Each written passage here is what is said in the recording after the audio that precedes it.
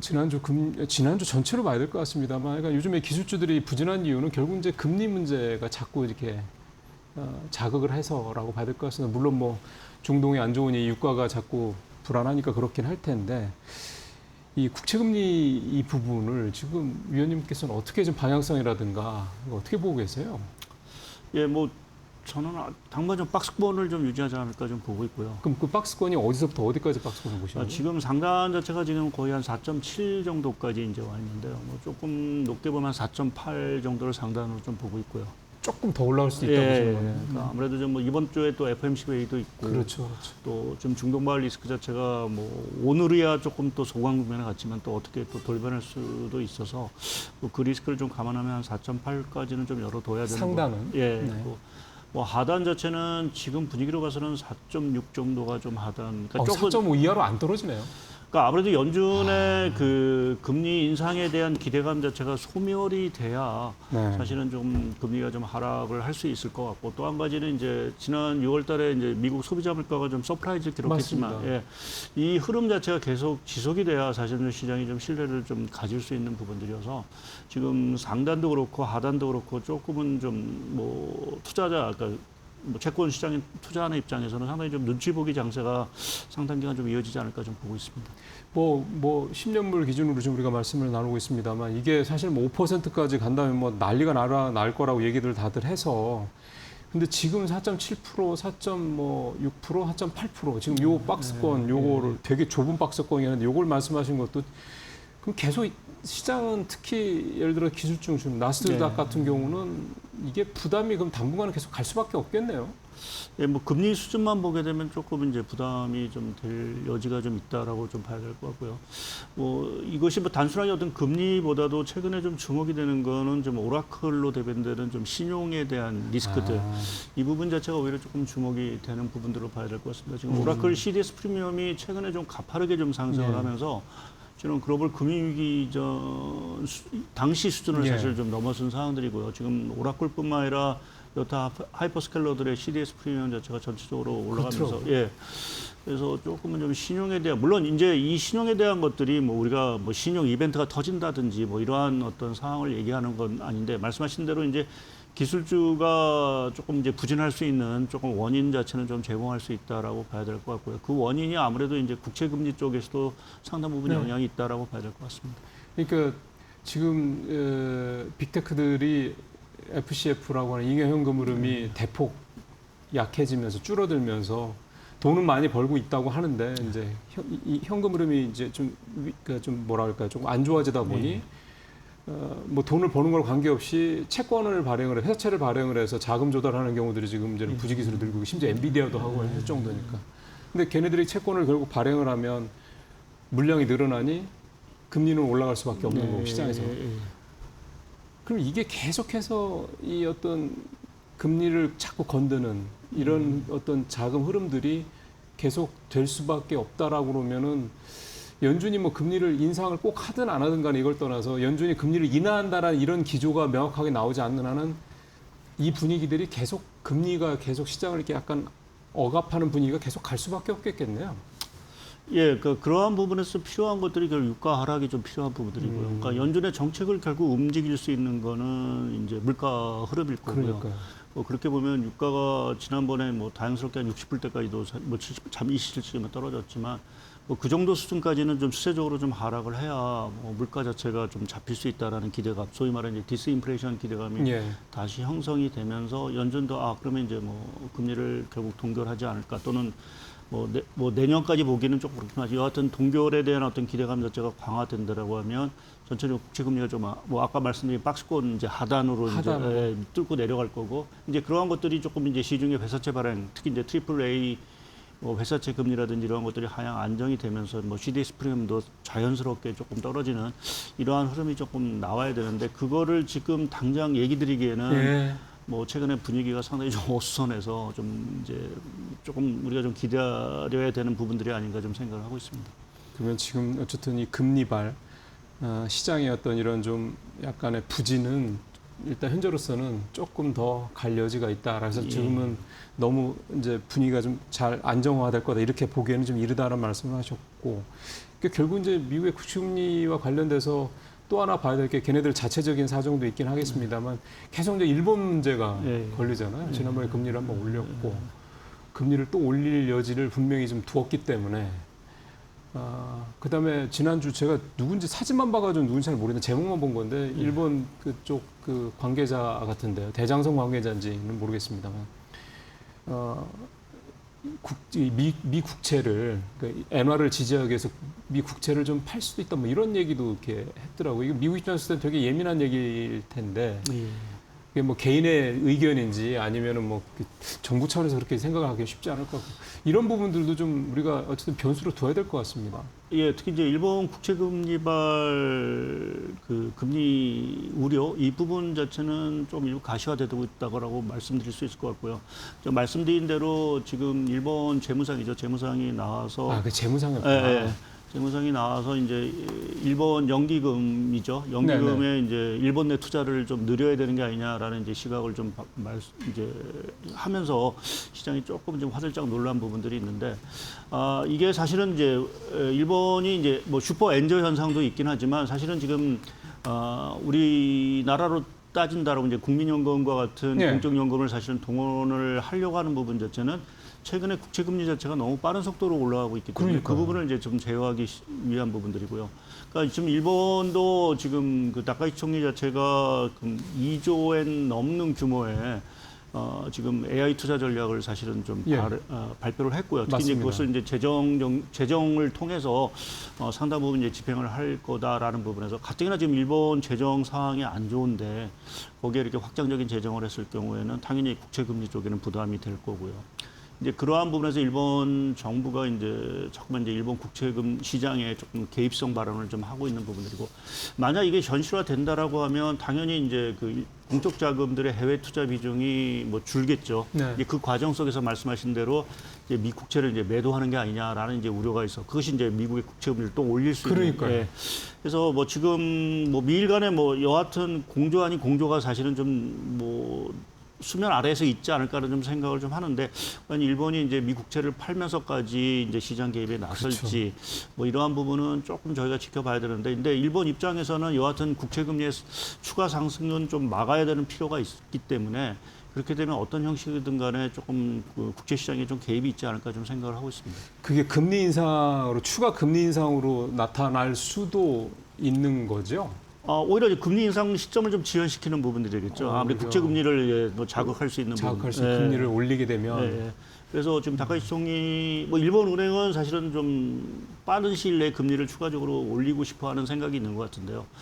아무래도 다카이치 내각이 계속해서 그 부분을 조금 견제를 좀 지연시키는 어떤 이러한 흐름으로 좀 가고 있는 것 같습니다. 그러니까 일본도 조금은 좀 딜레마에 빠진 것 같습니다. 그러게요. 이러지도 못하고 저러지도 못하고 또 미일 간의 관계를 생각하면 자기네들만 생각할 수는 또 없는 일이고 이러다 보니까 이제 뭐 좀 비유제 얘기도 했습니다. FOMC 또 이번 주에 있으니까 FOMC 얘기도 좀 위원님 좀 판단을 좀 봐야 될 것 같은데 뭐 일단 금리를 올리거나 내리거나 이러는 거는 아닐 것 같긴 한데 일단 이번 달은 동결이 일단은 되지 않을까 좀 보고 있습니다. 지금 뭐 일부에서는 뭐 깜짝 금리 인상이 있지 않을까라는 얘기도 있긴 하지만 여하튼 물가가 6월 달에 좀 떨어졌고요. 그러한 부분에서는 명분 자체가 조금 약하다라는 부분에서 추가적으로 이제 물가 부분을 좀 확인하지 않을까. 그래서 지금 8월 달, 그러니까 9월 달 FOMC가 일단은 두 번의 미국 물가 지표를 좀 확인할 수 있는 부분들이어서 이제 8월, 9월 이제 물가 지표를 확인한 이후에 9월 달에 이제 금리를 인상을 할지라는 부분을 조금 결정을 할 것 같고요. 사실 이제 9월이 좀 인상으로 이제 조금 만약 한다고 하면 9월이 좀 적힐 수 있는 부분 자체가 이제 11월은 중간 선거가 있기 때문에 사실은 연준이 움직이기가 좀 어려운 부분들이고요. 그렇죠. 12월 되면 만약 물가 압력이 계속되는 상황에서 12월 간다는 건 좀 늦은 감이 있어서 만약 올린다 면 9월인데 저 개인적으로는 사실은 연내 동결이 좀 유지되지 않을까라는 좀 낙관론을 좀 갖고는 있습니다. 그러니까 지금 뭐 미국 경기도 뭐 견조하고 하지만 이 이란발 리스크 자체가 결국 해소가 된다. 뭐 해소된다라는 거는 결국 이제 유가 쪽에서 상당히 이제 하락 압력이 상당히 있을 수 있는 부분들이 있어서 그렇게 보면 이제 그 유가 그 물가 압력 자체도 조금은 좀 진정이 되는 이러한 흐름이 되면 굳이 연준이 뭐 금리를 올려서까지 뭐 물가 리스크를 잡고자 하는 그러한 상황으로 좀 전개되지는 않을 수도 있어서 결국 관건은 그 9월 이전까지 이제 이러한 문제라든지 이 물가 문제 자체가 어느 정도는 잡혀가느냐라는 부분이 아마 큰 변수가 되지 않을까 좀 보고 있습니다. 예. 국채금리는 좀 좁은 박스권 4.6에서 4.8% 사이에서 갈 가능성이 높다. 그리고 그렇게 생각하시는 여러 가지 백그라운드 스토리를 좀 말씀을 나눠봤습니다만 연준 얘기까지 해서 지금 연준이 금리를 뭐 그렇다고 해서 올리기에는 여러 가지로 좀 변수들이 좀 있다. 그러니까 무엇보다 중동 상황이라는 게 언제든지 또 완화돼서 지난번처럼 네. 유가가 훅 떨어질 수도 있는 거기 그렇죠. 때문에 예. 물론 뭐 반대로 더 올라갈 수 있는 여지 있긴 합니다만 그래서 그런 것들을 감안하면 연준도 나름 금리를 꼭 올리지 않아도 될 만한 명분은 얼마든지 삼을 수 있다라는 점 이런 점을 좀 봐야 될 것 같습니다. 혹시 뭐 미국 시장 관련돼서 혹시 뭐 위원님이 요거는 조금 우리 시청자분들께서 좀 염두에 두고 계셔야 될 것 같다라고 하실 만한 게 있습니까? 제가 요새 좀 관심을 갖은 거는 앞서도 이제 얘기했듯이 이제 하이퍼스케일러들의 이제 신용에 대한 리스크들인데요. 뭐 최근에 이제 말씀하신 대로 잉여 현금 흐름 자체가 이제 고갈이 되고 하는 이런 흐름이 나와서 이제 자본 지출 뭐 이번 주에도 뭐 빅테크들의 실적이 나오잖아요. 자본 지출을 늘린다라는 소식만 나오면 이제 시장이 안 좋고 하는 이러한 분이 좀 반복이 되고 있는 상황들인데요. 이제 중요한 거는 사실 이 신용 리스크 자체가 정말 시장을 흔들 정도의 악재냐라는 부분에서는 저는 거기에는 조금은 선을 그어야 될 필요가 있다라고 좀 보고 있고요. 네. 물론 이제 그 하이퍼스케일러 간에 조금은 온도 차이는 분명히 있고 또 이것들이 이 기업들 간에 뭐 새로 AI 어떤 경쟁 구도상에서 보면 이제 도태되는 기업들도 나올 수 있어서 예. 뭐 그러한 부분의 리스크는 있긴 하지만 그것이 오래 뭐 현실화된다든지 할 가능성은 사실 크지 않은 사항들이고 또 중요한 거는 뭐 현금 잉여 흐름은 사실 고갈되고 있긴 하지만 기업들의 어닝 자체는 계속 좋아지고 있는 분들이어서 예. 뭐 조금 이러한 일부의 뭐 자본 지출 확대 우려 자체는 좀 시간이 좀 지나면서는 어느 정도 좀 진정이 되지 않을까 좀 생각을 하고 있습니다. 예. 그러게요. 지금은 이제 뭐 ROIC 뭐 이 부분을 굉장히 시장에서 보고 있어서 그렇다고 하는데 사실 그것도 또 분위기가 또 언제든지 내러티브가 바뀔 수가 있기 때문에 지금 상황은 그런데 언제든지 또 역시 AI야 이러면서 또 시장이 또 그쪽으로 쏠려갈 수 있는 여지는 분명히 또 배제할 수 없다 이렇게 좀 봐야 될 것 같습니다. 그러니까 지금 당장은 여러 가지로 좀 어수선하고 혼란스러운 상황은 일단 시장이 되고 있다 이렇게 봐야 될 것 같습니다. 뭔가 강하게 투자 전략을 짤 상황은 아니다 이렇게 봐야 되겠네요. 국내 얘기를 좀 하나 여쭤봐야 최근에 박 의원님이 냈던 자료가 반도체발 성장률 서프라이즈가 지속될 것이 이런 제목의 리포트가 나왔는데 반도체발 성장률 이거는 결국 최근에 2분기 우리 성장률이 0.6%였죠. 예. 그래서 뭐 또 깜짝 성장을 했다는 얘기 나오는데 이거랑 연관된 얘기인데요. 이게 계속 우리가 좀 이렇게 매크로가 좋을까요? 어떻게 보세요? 예, 저도 개인적으로 좀 좋을 거로 좀 보고 있고요. 특히 이번 2분기 성장에서 좀 주목되는 게 뭐 성장률 수준도 좋죠. 워낙 전분기에 좋았음에도 불구하고 0.8인데도 0.6이 된 거니까. 뭐 사실상은 뭐 역성장이 나와도 뭐 어쩔 수 뭐 저희가 뭐 받아들여야 되는 상황들이었는데 상당히 0.6이라는 부분 자체는 상당히 놀라운 수치고요. 특히 이제 2분기 그 국내 총소득, 이 총소득이라는 거는 이제 GDP에서 이제 교육 조건을 이제 감안한 부분인데 이게 전년 동업이 이제 16% 정도 올랐습니다. 네. 그러니까 그 얘기 자체는 기업의 이익 자체가 상당히 좋다라는 의미고, 그러니까 교육 조건이 개선이 되면서 실제 국내 생산한 거 플러스 해외에서 벌어든 것들이 상당히 좀 많다라는 부분들이기 때문에 그 얘기 자체는 기업의 이익 사이클 자체가 상당히 좀 강하다라는 부분에서 2분기 이제 GDP 상을 상당히 저희가 긍정적으로 좀 받아볼 수 있는 부분들이고요.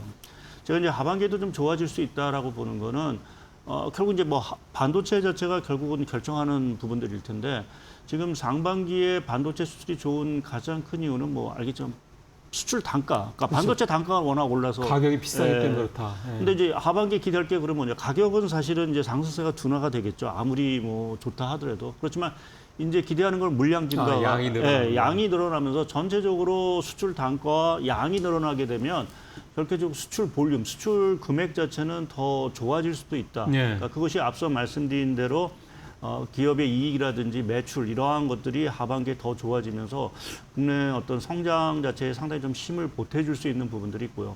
또 최근에 우리나라 그 아시고 말하면 초과 세수가 워낙 좀 네. 많이 거치면서 예. 뭐 정부 입장에서는 사실은 재정 지출을 할 수 있는 여력 자체가 상당히 커진 부분들이고요. 예를 들어 뭐 경기 부양용 뭔가 정책을 또 예. 펼쳤을 때 이런 거죠. 그래서 그 부분 자체는 이제 뭐 내수 쪽에도 당연히 그렇죠. 이제 기여를 할 거고 또 이제 뭐 여하튼 삼성전자나 SK하이닉스의 어떤 인센티브라든지 이런 것들이 시중에 이제 풀리기 시작하면서 소비 경기 자체도 상당히 조금 이제 좋아질 수 있는 여지들을 좀 생각해 보면 뭐 하반기에도 국내 성장 흐름 물론 이제 악재도 있긴 하지만 그 악재 자체를 어느 정도 네. 극복할 수 있지 않겠느냐. 그래서 뭐 조심스럽지만 지금 한 3% 중반대 올해 연간 성장률을 전망을 하겠지만 잘하면 4% 성장도 가능하지 않을까라는 좀 생각도 사실은 좀 내심하고 있는 상황. 우리나라 성장률이요. 예. 지금 정부 목표치는 3%인데 뭐 이미 3%치는 넘은 넘은 거니까. 넘은 상황에서 지금 뭐 웬만큼 성장하면 3% 중반대가 나올 것 같고요. 뭐 예상보다 반도체 또 반도체 위에 수출도 살아나고 내수 경기도 여기서 조금만 더 힘을 탄력을 받게 되면 결국 4% 가까운 뭐 이 성장 자체도 가능한 영역이 아닐까 좀 생각을 좀 하고 있습니다. 근데 이게 올해 성장률이 4% 예를 들어 된다고 해도 우리 그렇다고 해서 잠재 성장률이 뭐 2% 이상 올라 그런 건 또 다른 문제잖아요. 그렇죠. 근데 이제 그럼 뭐 구조적으로 좀 판을 바꿔야 구조적으로 되는 거고. 판을 바꿔야 되는 부분들이고 그거는 뭐 지금 정부가 여러 가지 이제 뭐 AI 관련 정책들을 뭐 오늘도 이제 뭐 AI 팩토리 뭐 이러한 얘기들이 네. 이제 나오기 시작하는데 뭐 그러한 AI 산업을 통해서 전체적으로 중장기적으로 잠재 성장률을 끌어올리는 과제는 분명히 남아 있다라고 봐야 될 것 같고요. 네, 뭐 여하튼 지금 기대보다 우리나라 성장세 자체가 상당히 가파르다라는 부분 자체는 뭐 우리가 지금 반도체 사이클의 정점론을 계속해서 얘기를 하고 있지만 그거와는 조금 다른 어떤 흐름에서 지금 성장이 가고 있다. 그러니까 네. 정점론 자체가 조금은 뭐 너무 좀 이른 네. 얘기들이 아닌가 좀 생각을 좀 하고 있습니다. 맞습니다. 네. 3대 메가 프로젝트도 적어도 10년 이상 가는 프로젝트고 그다음에 어제 샌프란시스코 AI 서밋 같은 것도 결국은 그거를 더 구조적으로 이렇게 좀 이렇게 뭐랄까 딱 이렇게 짜는 틀을 짜버리는 이제 그런 어떤 LOI, MOU 이런 내용이 되기 때문에 이렇게 간다면 진짜 우리 성장률은 이제는 정말 오늘 말씀하신 4%라는 게 그럴 수도 있지라고 생각을 할 수 있지 않을까. 불과 1년 전에 무슨 4%가 뭐겠습니까? 2%만 돼도 다행이라 생각을 했던 건데 참 우리 경제가 많이 좋은 쪽으로 방향을 틀고 있는 것 같습니다. IM투자증권 박상현 연구위원과 말씀 나눠봤습니다. 오늘 잘 들었습니다. 감사합니다.